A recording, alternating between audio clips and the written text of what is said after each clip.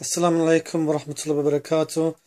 Ramazan Kareem, inshallah, to all friends, family, mu'mineen. Again, we're still in the month of mercy. The doors of heaven, inshallah, open for us. The shaitan is locked away. So, I just want to say very quickly that we're coming to around about the 15th of Ramadan, which marks in the calendar the anniversary, birth anniversary of Imam Hassan AS. And I wanted to just impart one of his sayings of wisdom, inshallah. And I'll try to read this out in Arabic. I understand some of it, but like some of it I don't, so forgive me if I get it wrong. أجبت لمن يتفكر في معقوله كيف لا يتفكر في معقوله فيجنب بطنه ما يؤذيه ويؤدع صدره ما يرديه. Okay, يرديه. Okay, so I'm going to translate that now. There's some words in there which I understand. I've got some familiarization with the words. Al-jibta, that means from ajib. Yeah, but it says over this, I am surprised over the person who thinks about the things he eats. And in brackets here it says, so that those are hygienic and clean. He thinks about the things that he eats. How does he not think and ponder about his spiritual matters? So he avoids the harmful foods to enter his stomach, but his chest, in other words, his mind, his spirit, becomes the rendezvous of deviational and low meanings. In other words, he's surprised about the person who is careful about what he eats, but what he consumes spiritually. In other words, how those things affect him. Why isn't he careful about that? So this brings immediately to question into mind about what is Ramadan about? Is it just about the food that we eat, right? And forget about everything else. You avoid food. So is it the fasting of just the stomach? Is it just to do with hunger, avoiding hunger? Or is it to do with the spirit and what Allah subhanahu wa ta'ala wants from you? And are we as Muslims true to our spirit? That's something that's I'd like to my brothers and my family especially to think about. I'm just going to pause it for a moment because there's one or two things I need to think about before I go on to the next section in relation to this. Assalamu alaikum. I had to think.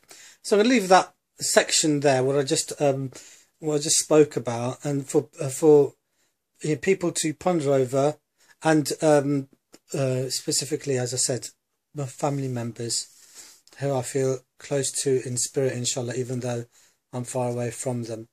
The other thing that I wanted to talk about briefly was rulings in relation to how we fast and the differences that exist between the Ahl Sunnah wal Jama'ah and the Shia Muslims.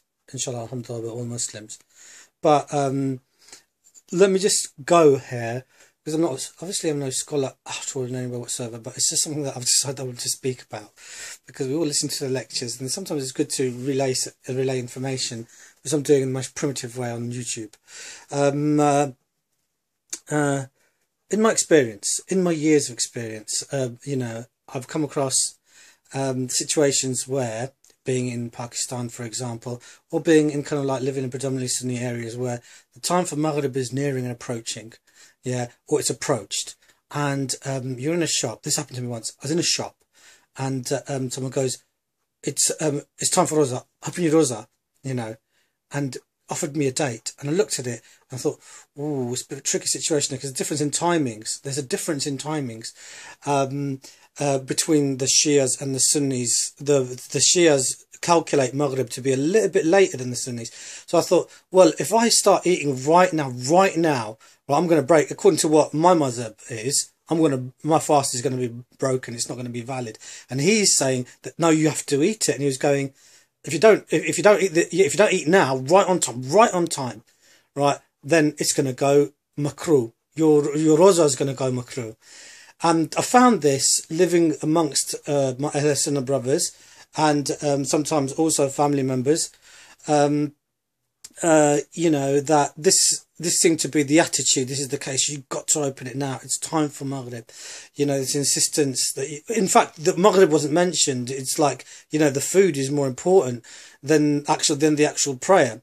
Having kind of like clarified, or having kind of like made that situation clear, you know, as far you know, that kind of experience, bring it forward to you.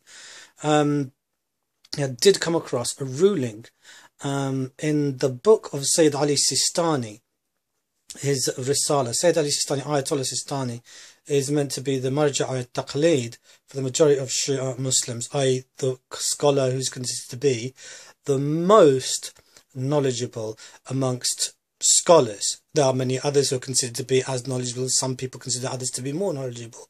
But the idea is ilm, who's got the most ilm.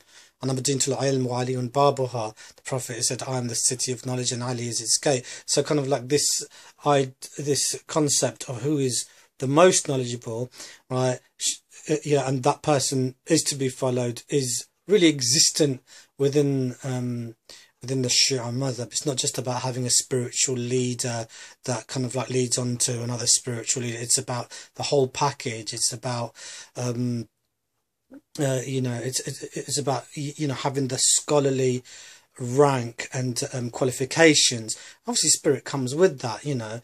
So if they're kind of like the camera's going too far up there, but Sistani's ruling is that is mustahab, meaning it's recommended to open your fast after you've prayed Maghrib and after you've prayed Isha. In other words, you join them. You don't have to wait kind of like until the actual Isha time. You can say Maghrib, then you can say Isha.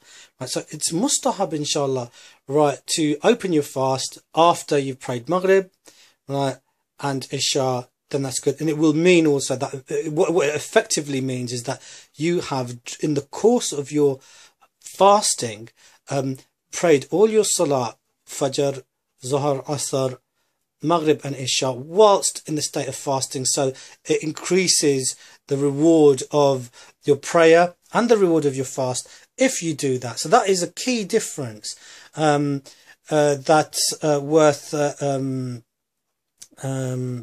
you know, highlighting and also thinking about. Why are there these differences? They're minuscule, you know, but there are reasons for them and they need to be looked into. I think the next thing that I'd like to touch upon, because this is going to get too long, is the Tarawih prayer, which is another key difference between Sunnis and Shias, but I think it's something that needs to be discussed. It is, as I said, we are coming around about the 15th of Ramadan, depending on when you decided the moon started. You know, like the new moon kind of like appeared, and so in the light of that, I would just like to say Khushahali Mubarak,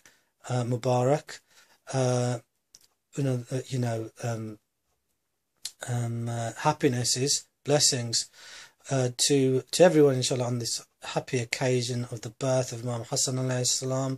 And also they're going to be uploading a video about the peace treaty between Imam Hassan and the ruling caliph of the time, which I think is important to look at. So that one will be coming next on my YouTube channel. My maverick YouTube channel. Okay, فأملا وعليكم السلام ورحمة الله وبركاته. اللهم صل على محمد وآل محمد.